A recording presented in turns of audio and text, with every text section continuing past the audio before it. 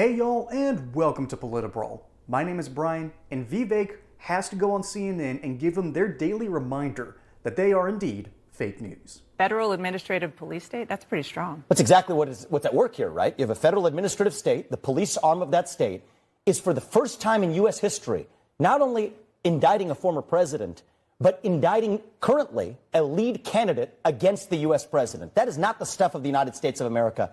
That is the stuff of banana republics. Well, and if there was ever going to be a case brought against a lead political rival for a sitting U.S. president, it better be locked down and airtight, not an indictment that fails to mention the most relevant statute that's actually at issue. Yeah, well, it is, obviously, as you said, it is unprecedented. I should say that there have been democracies that have prosecuted, put criminal prosecution of former leaders because those times have been so extraordinary. And here in the middle of an election. And this obviously is very extraordinary. I disagree with the allegations. I just think I do not believe those allegations because of, I think, the intellectual dishonesty in that indictment. So I think the federal court is actually, I think, based on the precedent of the Clinton sock drawer case, where effectively Judge Jackson said that it is at the president's, her language, not mine, sole discretion as to what is and is not covered as a presidential record.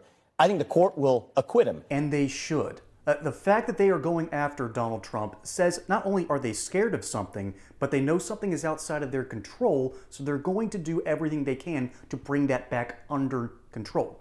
And the reality, however, is much simpler. The will of the people cannot be ignored. If the American people want Donald Trump as their president, we deserve to have Donald Trump as our president. We get the leadership we voted for. That's just the truth. That's how democracies should work.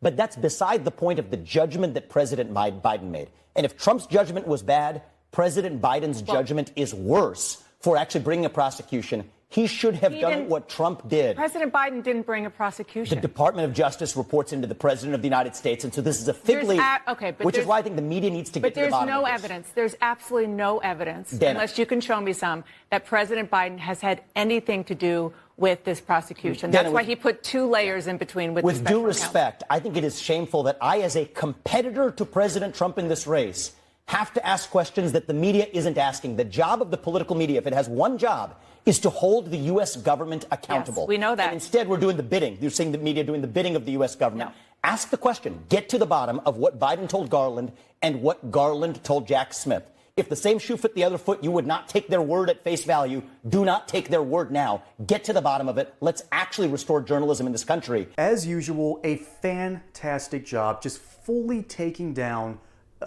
just the false idols and the ivory towers that the left has built for itself. And one of them here is clearly CNN and the way mainstream and legacy medias try to control everything.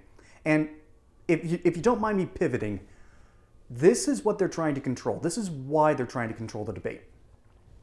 The people in charge of the United States, in my opinion, there is a ruling class and then there is a dominant class. The ruling class, while having power, serves the dominant class in order to make them feel like they're really in charge. And so the ruling class, which would be legacy media, Hollywood, a lot of the people in the forever jobs in the federal government, the deep state, so to speak. I hate using that phrase because it's so charged, but it's the best one there. That's the ruling class of the United States. Also, a lot of them up in New York City, because it's quite literally the most important city in the world. I hate admitting that as a Southern boy, but it's true. They serve the dominant class. And the dominant class is simple. It's rich white liberals and their kids. That's the dominant class of the United States. That's why the legacy media caters to them in a certain way. They will not bring up tough questions. They will not look into the government. They will not report about all the disgusting things that go on behind closed doors because it's not in the interest of the ruling class. And the dominant class realizes they don't want to bite the hand that feeds, so they aren't going to ever question that. It's a symbiotic relationship, and folks, as George Carlin once said, it's a big old club, and you aren't in it. And if you were to ask, if there was an actual legacy media personality who would come out and challenge any of those positions, all these people would get triggered and they'd plug their fingers in their ears and they'd refuse to listen to anything that this person would have to say. And if you want to trigger a liberal in your life, go over to my friends at basedby.shop, link in the description below, and show to the world how conservative you really are. Now, ultimately, Vivek does a fantastic job, as he always does. But what I'm wanting to pivot to, what I am simply saying, is the ruling class that basically runs the media and the dominant class that pretty much eats the leftovers of what the ruling class gives them. It's a symbiotic relationship, and they don't like the fact that the sands are shifting, the tide is turning, that the traditional political powers are switching a lot of sides. New coalitions are being built daily.